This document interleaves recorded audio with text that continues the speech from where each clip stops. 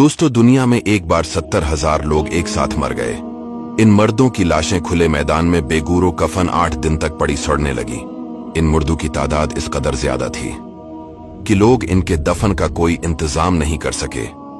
आखिर इन लोगों ने ऐसी कौन सी गलती की थी जिसकी वजह से इन लोगों पर अजाब आया?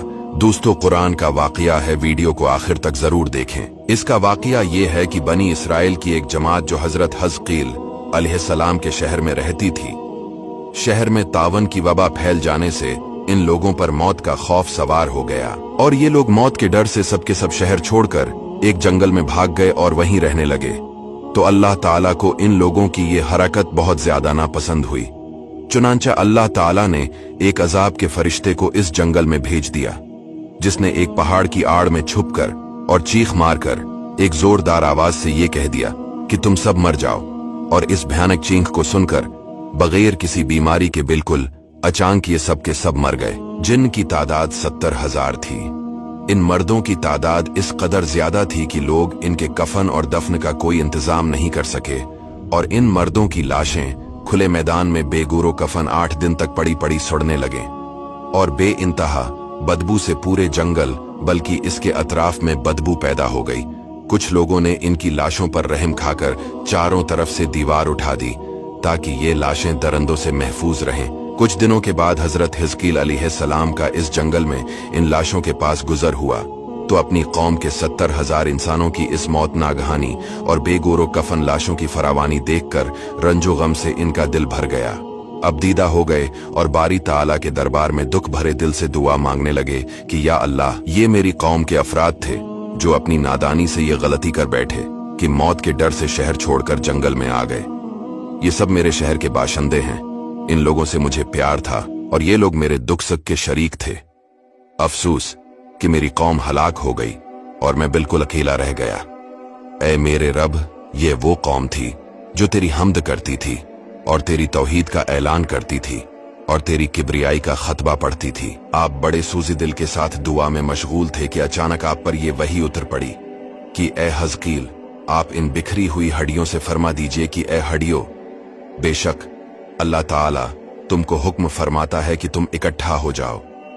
ये सुनकर बिखरी हुई हड्डियों में हरकत पैदा हुई और हर आदमी की हड्डियां जमा होकर हड्डियों के ढांचे बन गए। फिर ये वही आई कि ए हिजकील, आप फरमा दीजिए कि ए हड्डियों, तुमको अल्लाह का ये हुक्म है कि तुम गोश्त पहन लो। ये कलाम सुनते ही फौरन हड्डियों के ढांचों पर गोश्त पोस्त चढ़ गए। फिर तीसरी बार ये वही नाजिल हुई, ए हुज़कील, अब ये कह दो कि ए मर्दू, खुदा के हुक्म से तुम सब उठकर खड़े हो जाओ।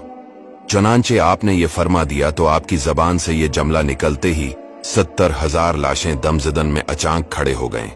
फिर ये सब लोग जंगल से रवाना होकर अपने शहर में आकर दोबारा आबाद हो गए और अपनी उम्रों की मद्दत भर जिंदा रहे। लेकिन इन लोगों पर इस मौत का इतना निशान बाकी रह गया कि उनकी औलाद के जिस्मों से सड़ी हुई लाश की बदबू बराबर आती रही और ये लोग जो कपड़ा भी पहनते थे वो कफन की सूरत में हो जाता था और कब्र में जिस तरह कफन मेला हो जाता था, ऐसा ही मेलापन इनके कपड़ों पर नमूदार हो जाता था। चुनांचा ये उस रात आज तक इन यहूदियों में पाए जाते हैं जो इन लोगों की नस्ल से बाकी रह गए। इस अजीबो गरीब वाकया का जिक्र कुरान मजीद में अल्लाह ताला ने सूरा बकरा में बयान फरमाया है। बनी इसराइल के इस वाकया से हिदायत मिलती हैं। आदमी मौत के डर से भागकर अपनी जान नहीं बचा सकता, लिहाजा मौत ही है जिससे भागना बिल्कुल बेकार है।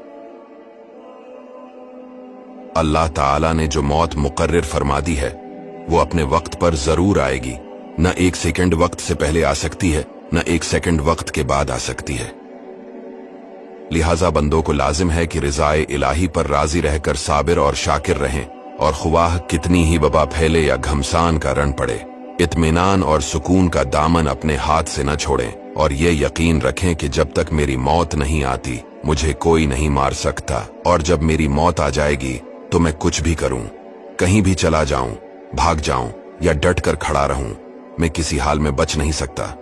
इस आयत में खास तौर पर मुजाहिदीन को हिदायत की गई है कि जहाद से ग्रीज करना या मैदान जंग छोड़कर भाग जाना हरगिज मौत को दफा नहीं कर सकता। लिहाजा मुजाहिदीन को मैदान जंग में डटे रहना चाहिए और ये यकीन रखना चाहिए कि मैं मौत के वक्त से पहले नहीं मर सकता, न कोई मुझे मार सकता है।